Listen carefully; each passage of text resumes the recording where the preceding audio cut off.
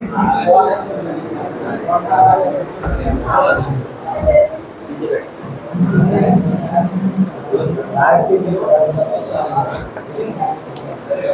Time पे अपन ने क्या पढ़ा था? Relation between drift velocity and current density, है ना? Relation between drift velocity and current density. और आज अपन पढ़ने वाले हैं सबसे important topic, Ohm's law. Paper में ओम्स लॉ से क्वेश्चन आता ही आता है। पेपर में ओम्स लॉ से क्वेश्चन आता ही आता है, तो अपन को ओम्स लॉ पढ़ना है। ये गेट खोल दो बेटा, एसी नहीं चल रही ना। चलिए आज अपन पढ़ेंगे बेटा ओम्स लॉ। ओम्स लॉ तो ध्यान से सुनना सब लोग। ओम्स लॉ क्या होता है? वैसे तो 10th क्लास में भी सब लोग पढ़ के आए। ओम्स लॉ 10th क्लास में पढ़ा होगा ना, V = IR। ये V = IR कैसे आया था? आपने बताया था V is directly proportional I। तो यहां पर आपको वाकई में पता चलेगा कि ओम्स लॉ कैसे बना। ये जर्मन के साइंटिस्ट थे, जर्मनी के साइंटिस्ट थे, जर्मन साइंटिस्ट थे ओम्स, है ना? इन्होंने क्या किया? इन्होंने एक कंडक्टर लिया। क्या लिया? कंडक्टर। और उस कंडक्टर में बैटरी लगा दी। बैटरी क्यों लगाते हैं? किसी भी कंडक्टर में बैटरी इसलिए लगाते हैं जिससे उसमें पोटेंशियल डिफरेंस अप्लाइड हो सके। पोटेंशियल डिफरेंस अप्लाइड होगा तो करंट फ्लो होगी। क्या फ्लो होगी? करंट। तो उन्होंने ये कहा कि current flowing through the conductor is directly proportional to potential difference applied to the conductor। अगर जितना ज्यादा पोटेंशियल आप अप्लाई करोगे उस कंडक्टर में उतनी ज्यादा करंट फ्लो होगी। फिर से सुनना इस बात को। जर्मन साइंटिस्ट थे जॉर्ज साइमन ओम, इनका पूरा नाम था जॉर्ज साइमन ओम। इन्होंने क्या किया? एक कंडक्टर लिया। इन्होंने क्या किया? एक कंडक्टर लिया। मान लो ये एक कंडक्टर है। इस कंडक्टर के अक्रॉस उन्होंने एक बैटरी लगा दी। बैटरी लगाने से क्या होगा? इसमें एक पोटेंशियल डिफरेंस क्रिएट हो जाएगा। यहां पर ये जो बैटरी लगी है, इस बैटरी की वजह से इस कंडक्टर के सिरों पर क्या आ जाएगा? कंडक्टर के एंड्स पर क्या आ जाएगा? एक पोटेंशियल डिफरेंस आ जाएगा। और जो पोटेंशियल डिफरेंस आएगा तो इसमें जो इलेक्ट्रॉन फ्री थे वो एक पर्टिकुलर डायरेक्शन में मूव करने लगेंगे। ये बात हमने आपको बताई थी। क्यों मूव करेंगे ये भी बताया था, क्योंकि इसकी पोटेंशियल डिफरेंस की वजह से यहाँ एक इलेक्ट्रिक फील्ड सेटअप हो जाती है। क्या सेटअप हो जाती है? Electric field. और इलेक्ट्रिक फील्ड की अपोजिट डायरेक्शन में इलेक्ट्रॉन पर फोर्स लगता है। तो इलेक्ट्रॉन अगर इधर मूव, मतलब इलेक्ट्रिक फील्ड इधर है तो इलेक्ट्रॉन पर फोर्स किधर लग रहा होगा? इस डायरेक्शन में। इसलिए सारे इलेक्ट्रॉन इधर की तरफ मूव करेंगे। क्या करेंगे? मूव करेंगे। और जब कांस्टेंट फोर्स लगेगा तो सबकी वेलोसिटी, एक्सेलरेशन जो होगा क्या होगा? कांस्टेंट होगा। तो ये एक पर्टिकुलर डायरेक्शन में ये लगातार मूव करते रहेंगे। और जब ये इलेक्ट्रॉन ऐसे मूव कर रहे हैं और इलेक्ट्रॉन की अपोजिट डायरेक्शन में करंट फ्लो होती है। क्या फ्लो होती है? करंट। तो जर्मन जो साइंटिस्ट थे वो जॉर्ज साइमन ओम, उन्होंने इस वोल्टेज और इस करंट के बीच में एक रिलेशन ड्राइव किया, एक रिलेशन बताया। किसके बीच में? करंट और पोटेंशियल डिफरेंस के बारे में। इन्होंने कहा कि इस कंडक्टर में फ्लो होने वाली जो करंट है वो पोटेंशियल डिफरेंस के कैसी होती है? Directly proportional. अब यहां पर थोड़ा सा इस चीज को समझ लेना, सुन ले सब लोग।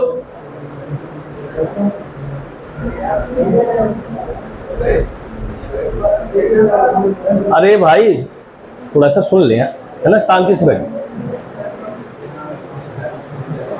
इस कंडक्टर में जो हमने पोटेंशियल डिफरेंस अप्लाइड किया, इस कंडक्टर में जो पोटेंशियल डिफरेंस अप्लाइड करना, उसकी वजह से ही तो करंट फ्लो आई। अगर ये बैटरी लगी ही नहीं होती तो करंट आती क्या? नहीं। इसका मतलब पहले कौन आया? पोटेंशियल डिफरेंस या करंट? पहले कौन आया? बैटरी। बैटरी की वजह से क्या आया? Potential difference. Potential difference apply हुआ तो करंट फ्लो हुई हायर पोटेंशियल से लोअर पोटेंशियल। तो यहां पर करंट जो आई वो किसकी वजह से आई? V की वजह से।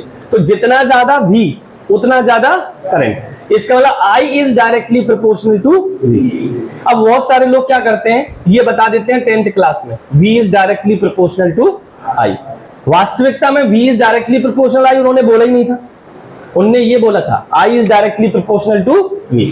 अब अंतर क्या है दोनों में, तो मैं आपको बताता हूं। अपन ये भी लिख देते हैं, अपन ये भी लिख देते हैं, दोनों सही है, आंसर आपको नंबर पूरे मिलते हैं, कोई दिक्कत नहीं है। उसका कारण ये है कि उन्होंने जब ये बोला I is directly proportional to V, और डायरेक्टली प्रोपोर्शनल का यहाँ साइन हटाया तो एक कांस्टेंट आया। जब डायरेक्टली प्रोपोर्शनल का साइन हटाते हैं, इक्वल लगाते हैं, तो क्या आता है? कांस्टेंट। और वो जो कांस्टेंट आया, उस कांस्टेंट की वैल्यू 1/r थी। क्या थी? 1/r। तो यहां पर I equal to 1/r into V, तो V इक्वल टू हो गया RI।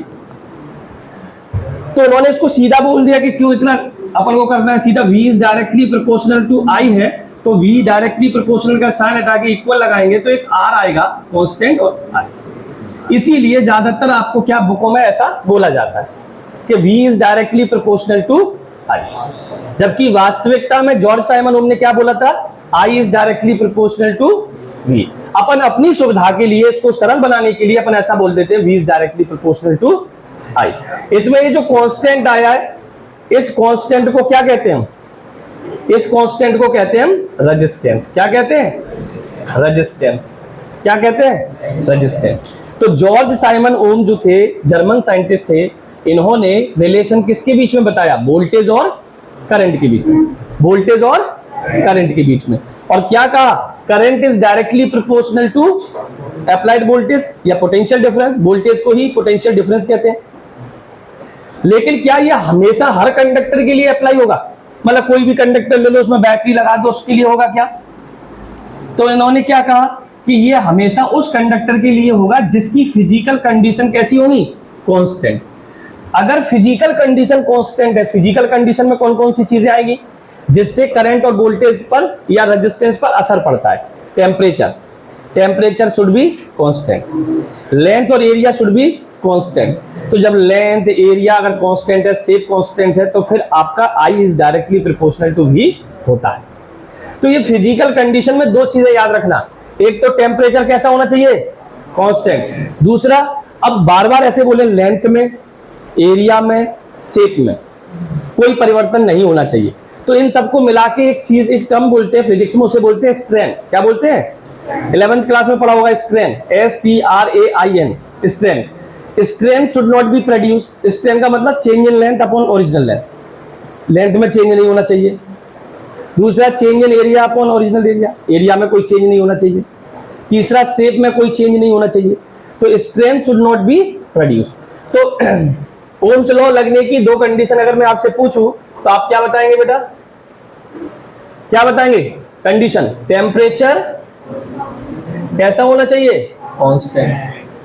और strain should not be produce, should not B.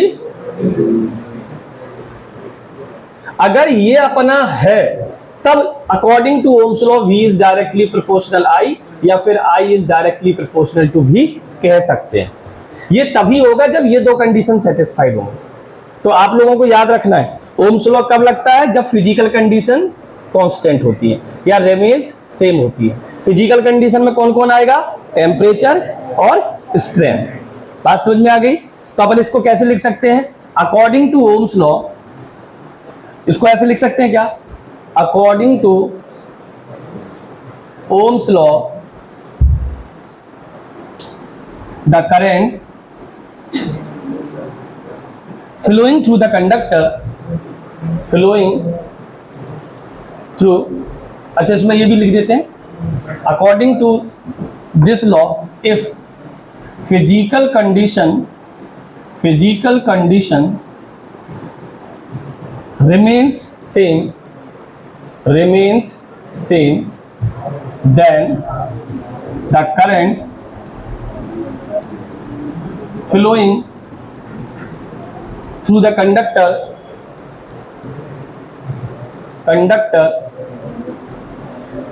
is directly proportional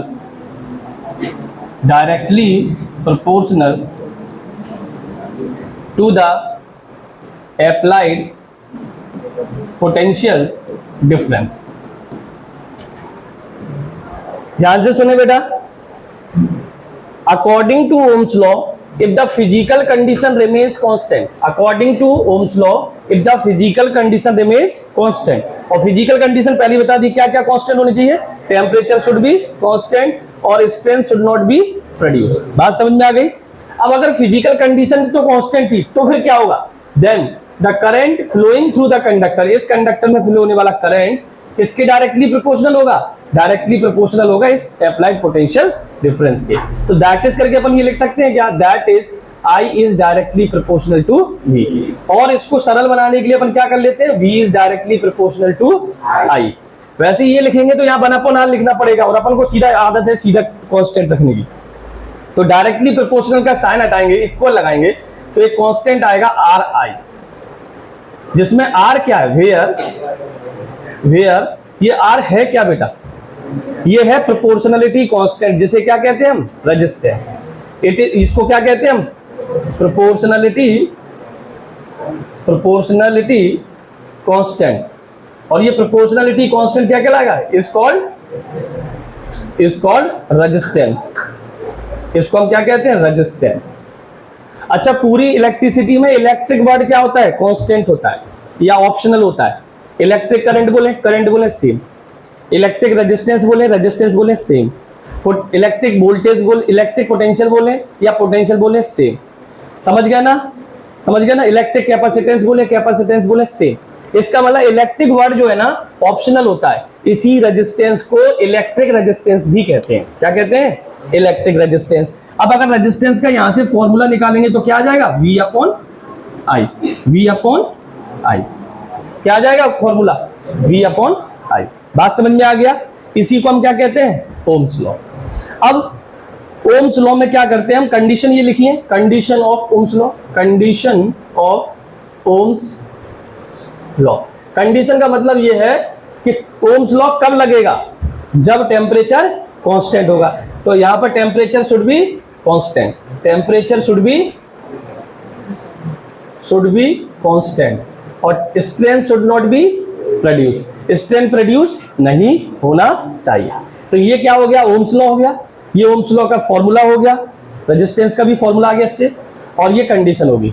अब अपन पढ़ते हैं बेटा ग्राफ क्या होते हैं। Graph between voltage and current.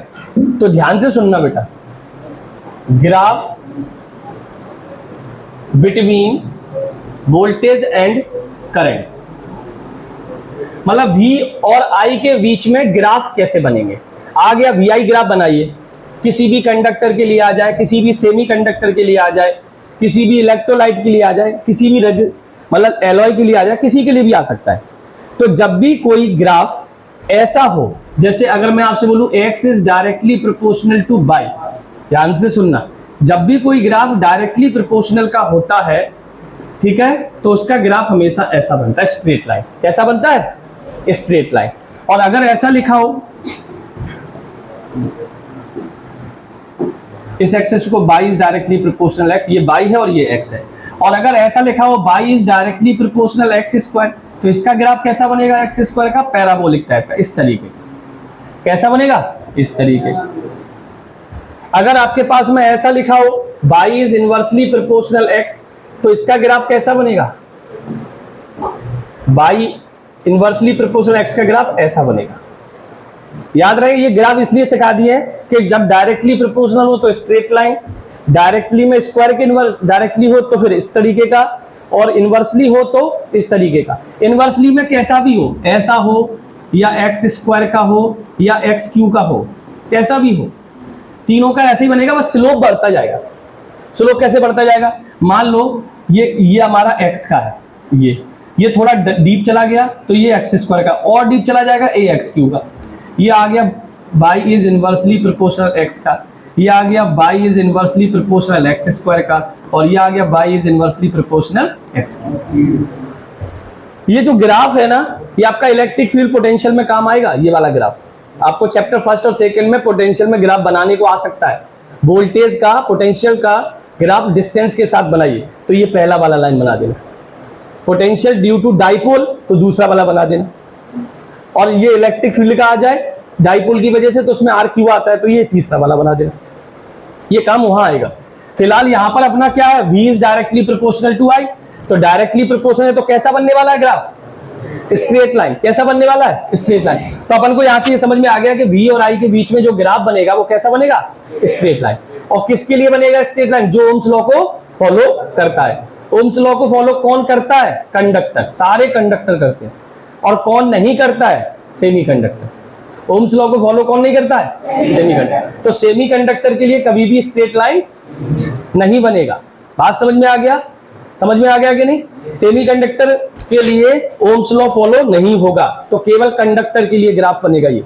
तो अपन को यहां पर VI ग्राफ बनाना है वोल्टेज और करंट के बीच में। अब यहां पर एक चीज समझना, ठीक है? देखो बेटा,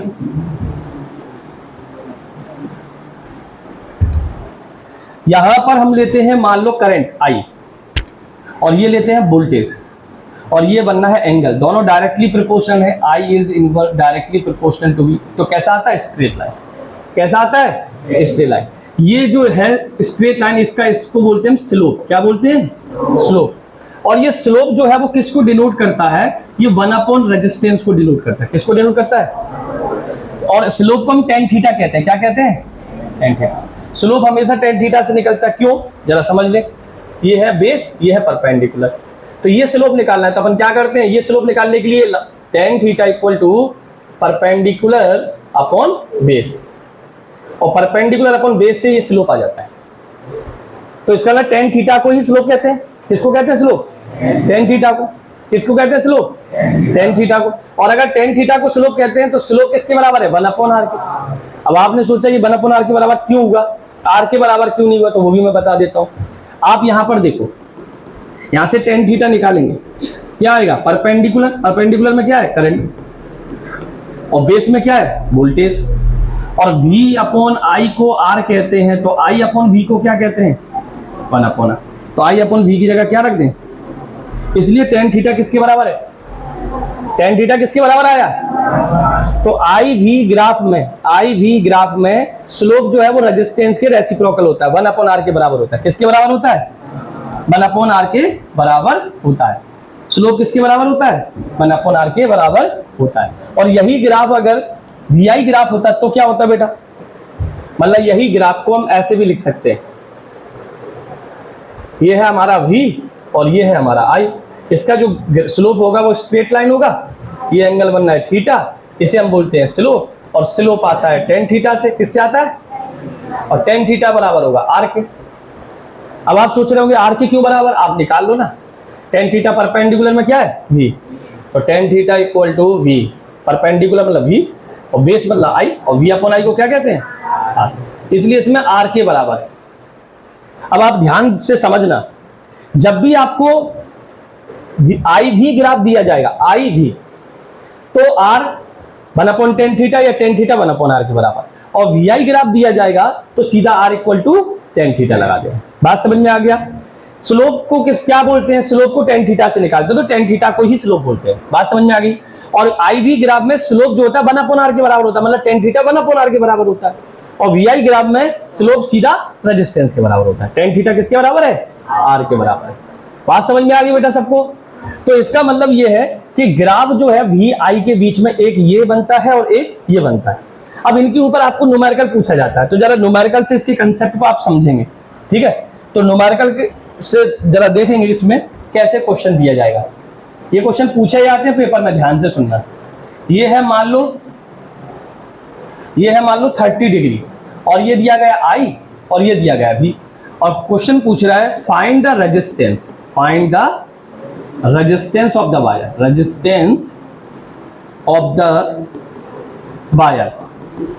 तो आप मुझे बताओ ये IV ग्राफ है या VI ग्राफ है? IV ग्राफ में स्लोप जो है वो 1/r के बराबर होता है कि R के बराबर होता है? तो स्लोप मतलब tan थीटा जो है वो 1/r के बराबर है कि नहीं? IV ग्राफ में स्लोप किसके बराबर है? तो यहां से R इक्वल टू क्या आ जाएगा? 1/tan थीटा आ जाएगा कि नहीं? थीटा कितना दिया है? 1/30 डिग्री। tan 30 की वैल्यू कितनी होती है? 1/√3। √3 ऊपर चला गया तो R इक्वल टू कितना आ गया? √3। और रेजिस्टेंस की यूनिट चूंकि ओम होती है, हम आपको अभी आगे रेजिस्टेंस पढ़ाएंगे तब बताएंगे। और ओम का ये सिंबल होता है, 10th क्लास में पढ़ गया, इसलिए हमने यहाँ यूज कर लिया। तो ये बात समझ में आ गई। इसका रेजिस्टेंस कितना है इस वायर का? √3 ओम। कितना है? अब यही क्वेश्चन अगर मान लो VI ग्राफ में दिया होता है, मान लो ये वाला क्वेश्चन ही आपको ऐसे दिया होता है, ये V ग्राफ है और ये I ग्राफ है और ये आपका 30 डिग्री एंगल दिया गया। अब आपसे पूछ रहा है find the resistance of the wire, find the, तो आपको पता होगा ये कौन सा ग्राफ है, VI ग्राफ है। तो VI ग्राफ में स्लोप के tan थीटा R के बराबर होता है सीधा, थीटा कितना दिया गया है tan 30 और tan 30 की वैल्यू कितनी होती है 1/√3। तो इसका आंसर कितना होगा, बात समझ में आ गई, कौन सा कब फॉर्मूला लगाना है, क्लियर है। अच्छा कई बार क्या होता है, कई बार क्वेश्चन में ऐसा दिया जाएगा,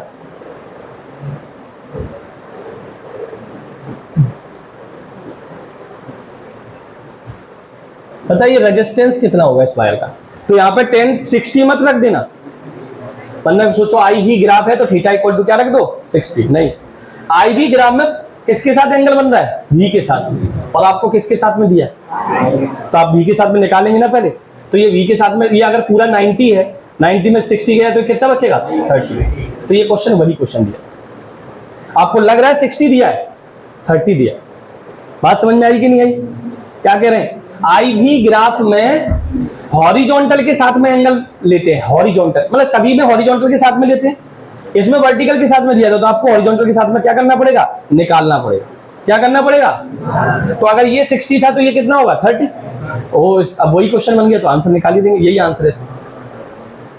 अब अगला क्वेश्चन देखें, देखना ध्यान से सब लोग ध्यान से देखेंगे, ये है V और ये है I, ये है वायर A और ये है वायर B, सब लोग ध्यान से सुनना, ये एंगल दिया गया 45 और ये एंगल दिया गया 30। अब आपसे क्वेश्चन कह रहा है find the ratio of resistance A and B, A और B वायर का रेजिस्टेंस का रेशियो कितना होगा। तो पहले ये बताओ, ये वाला ग्राफ जो है VI ग्राफ है या IV ग्राफ है, VI ग्राफ में R tan थीटा के बराबर होता है कि 1/tan थीटा के बराबर, R tan theta, VI graph में VI ग्राफ में R tan थीटा के बराबर होगा कि नहीं, होगा कि नहीं, VI ग्राफ में R equal to tan theta, मतलब स्लोप की सीधा डायरेक्टली प्रोपोर्शनल, ठीक है, भूल तो नहीं जाओगे, याद रहेगा।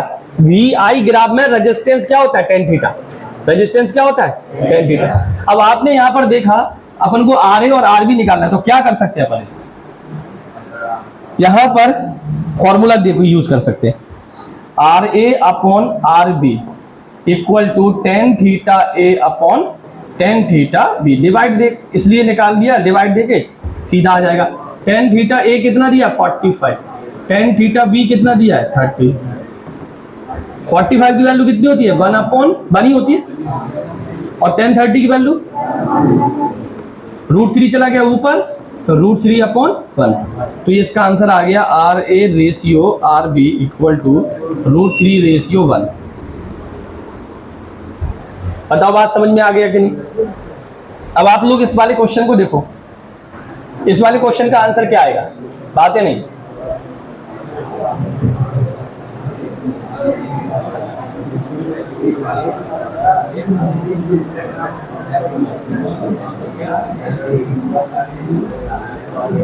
बात है नहीं।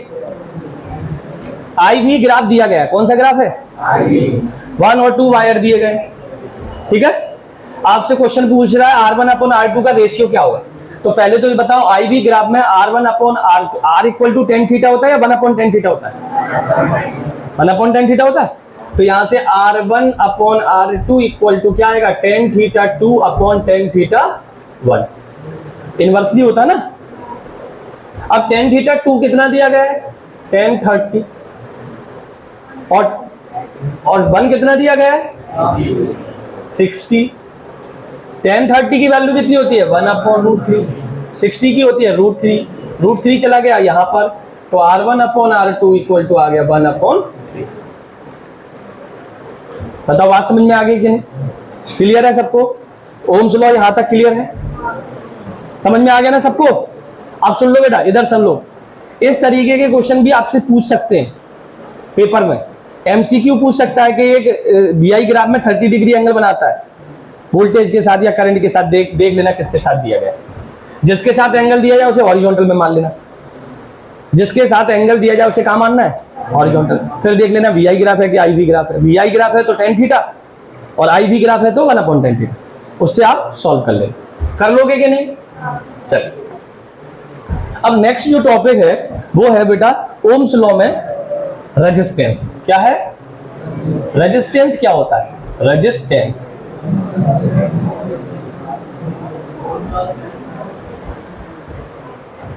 रेजिस्टेंस अपन जनरली भी मतलब यूज करते हैं तो इसका मतलब यही होता है अपोज। यार रेजिस्ट मत करो, रेजिस्ट मतलब अपोज मत करो। तो इसका मतलब ये है कंडक्टर में करंट फ्लो होती है तो उसका भी अपोज करने वाला कोई तो होगा, तो उसका अपोज करने वाला जो टर्म्स है उसी को रेजिस्टेंस कहते हैं। तो the opposition offered by the conductor, अच्छा वो अपोजिशन करता कौन है? कंडक्टर ही करता है। और किसके रास्ते में करता है? करंट के रास्ते में। मान लो किसी वायर में करंट फ्लो हो रही है, मान लो किसी वायर में करंट फ्लो हो रही है, इसमें आई करंट फ्लो हो रही है, आई। तो जब इसमें आई करंट फ्लो हो रहा है तो इसका अपोज करने वाला क्या है? रेजिस्टेंस है। वो इसको रोक रहा है, निकलने नहीं दे रहा है। करंट इसमें से फ्लो होना चाहती है, रेजिस्टेंस इसमें से इसको कम करना चाहता है, फ्लो होने नहीं देना। अपोज कौन कर रहा है? ये कंडक्टर का रेजिस्टेंस। किसका अपोज कर रहा है? करंट का, जो कहां फ्लो हो रही है? इस कंडक्टर में से। तो इसकी डेफिनेशन क्या हो जाएगी? The opposition offered by the conductor, offered by the conductor, opposition offered by the conductor in flow of electric current is called resistance। Resistance को किससे डिनोट करते हैं?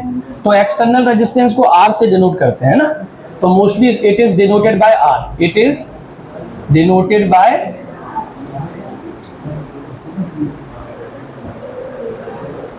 अंकित, देख रहा हूं मैं बेटा, है ना, बोल रहे हैं ना कि नहीं बोलना है? नहीं, बेंच आगे पीछे क्या होता है? Bench it is denoted by R। तो यहां से फॉर्मूला जो आया था ओम्स लॉ से, R इक्वल टू क्या आया था? V upon I। इसकी SI यूनिट क्या थी? तो इट्स SI यूनिट इज, अच्छा बताइए वोल्टेज की क्या होती है? पोटेंशियल डिफरेंस की। वोल्ट। करंट की क्या होती है? एम्पियर। और वोल्ट पर एम्पियर को क्या कहते हैं? ओम। वोल्ट पर एम्पियर को क्या कहते हैं? ओम। और इसका सिंबल क्या होता है? इसका सिंबल इस तरीके का होता है, इसका सिंबल इस तरीके का होता है, ओम का। ठीक है, तो आप ये तो ओम लिख देना या फिर ये सिंबल बना देना। तो ये रेजिस्टेंस की ऐसा यूनिट है, रेजिस्टेंस की ऐसा ही। सीजीएस यूनिट में क्या हो जाएगी? स्टेट ओम, ओम स्टेट ओम। ठीक है, इसका डायमेंशनल फॉर्मूला क्या होगा बताएं? इट्स डायमेंशनल फॉर्मूला इज, तो वोल्टेज का पोटेंशियल डिफरेंस का डायमेंशनल फॉर्मूला किसी को याद हो तो डायरेक्ट लिख दो, नहीं याद है तो क्या करना है? यहां लिखना है वर्क अपॉन चार्ज। वर्क का ml स्क्वायर t माइनस 2 और चार्ज का बेटा at। तो यहां से सॉल्व करके आ गया ml square t minus 3a minus 1 upon current का a। तो क्या आ गया? ml square t minus 3a minus 2। ये क्या आ गया? Dimensional formula. किसका आ गया? Dimensional formula of resistance. किसका डायमेंशनल फॉर्मूला है? डायमेंशनल फॉर्मूला आप रट तो पाओगे नहीं इतने डायमेंशन, इसलिए बनाना सीखना है। हालांकि ये 11th में सिखाए जाते हैं पर फिर भी ठीक है, नहीं आया कोई बात नहीं। अब वर्क का कहां से आता है? ये पता ही होगा। वर्क क्या होता है? Force into displacement. और फोर्स का तो नहीं याद किया तो गुनाह किया है आप लोगों ने। फोर्स का अगर डायमेंशनल फॉर्मूला आपको याद नहीं है तो आपने बहुत बड़ा गुनाह किया है कि नहीं कर पाए। पर यहाँ ml t माइनस 2 और डिस्प्लेसमेंट का l, तो क्या बन जाता है? ml square t minus 2। तो वर्क का कैसे आया वो भी मैंने लिख दिया। इतना समझ में आ गया? तो ओम्स लॉ पढ़ा आपने, ओम्स लॉ के ग्राफ पढ़ लिए, ओम्स लॉ की कंडीशन पढ़ लिए और रेजिस्टेंस पढ़ लिया। अब आता है रेजिस्टेंस को कौन कौन से फैक्टर हैं वो अफेक्ट करते हैं। रेजिस्टेंस को कौन कौन से फैक्टर है वो अफेक्ट करते हैं, लेकिन उससे पहले रेजिस्टेंस का फॉर्मूला निकालना पड़ेगा on the basis of electronic model, तब आपको पता चलेगा फैक्टर अफेक्टिंग क्या होते हैं। फैक्टर अफेक्टिंग तभी आपको समझ में आएंगे जब आपके पास में रेजिस्टेंस का फॉर्मूला आ जाएगा। अकेला यही फॉर्मूला नहीं होता रेजिस्टेंस का, एक रेजिस्टेंस की वैल्यू इससे भी निकाल के आती है बेटा, 10th क्लास में सीधा लिखाया होगा ml/n² a टाउ, ये प्रूफ करना है, ये वाला फॉर्मूला निकालना है 12th क्लास में कैसे आया। प्लस ये अभी हमने ओम्स लॉ डायरेक्ट बता दिया, V is directly proportional to I। Ohm's law को प्रूव करने के लिए आ गया पेपर में on the basis of electronic model, क्या लिख के आ गया, on the basis of electronic model. और अगर Ohm's law on the basis of electronic model आ गया तो आपको ये प्रूव करना पड़ेगा। तो इसलिए अपन को नेक्स्ट जो क्वेश्चन है वो है ohms law on the basis of electronic model. तो नेक्स्ट क्वेश्चन क्या है, एक्सप्लेन, ये तो क्वेश्चन लिख देते हैं हम, मैं तो डायरेक्ट लिख देता हूं, ohms law on the basis of electronic model.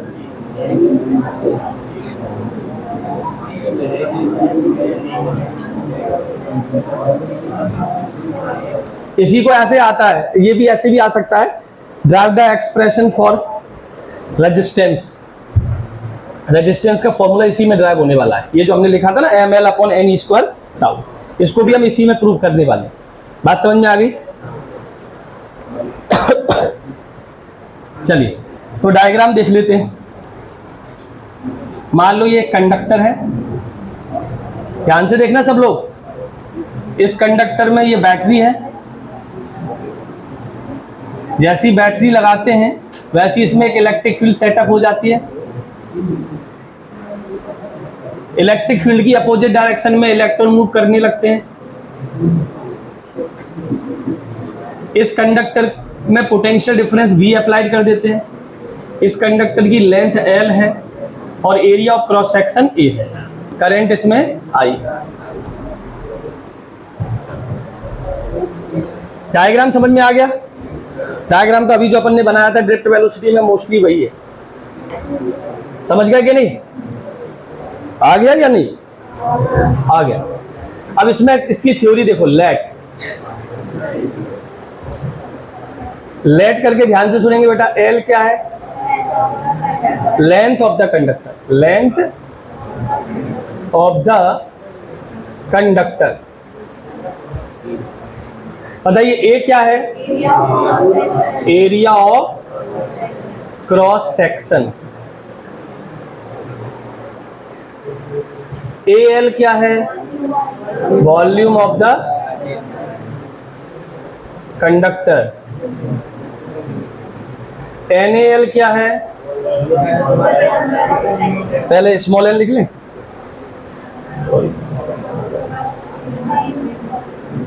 Small n क्या है? Number of free electron per unit volume, per unit volume. NaL क्या है? Total number of free electron. Vd क्या है? Drift velocity. E क्या है? Electric field. बातें नहीं। R क्या है? Resistance of the conductor.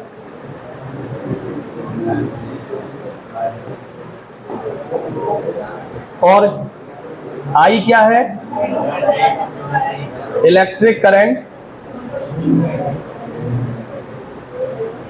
Flowing in the conductor. और V और बच्चा इसमें पोटेंशियल डिफरेंस, क्या बच्चा इसमें? V।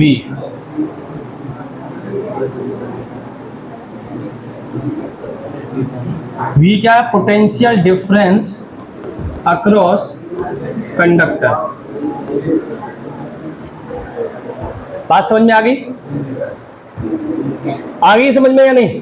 चलिए अब इन सब का उपयोग करके ही, इन सब का यूज करके ही हमको ये वाला फॉर्मूला प्रूव करना है, R equal to M L N E square A tau. बात समझ में आ गई? तो इसको कैसे प्रूव करेंगे आप लोग बताएं। ड्रिफ्ट वेलोसिटी तो अपन प्रूव कर चुके हैं, कितना आया था बताओ? ड्रिफ्ट वेलोसिटी का फॉर्मूला कितना आया था?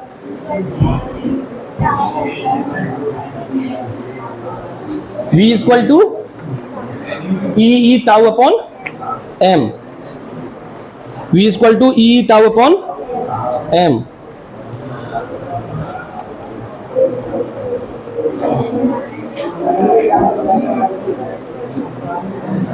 तो इसमें टाउ भी यूज हो रहा है, तो टाउ वन लिख लें, रिलैक्सेशन टाइम।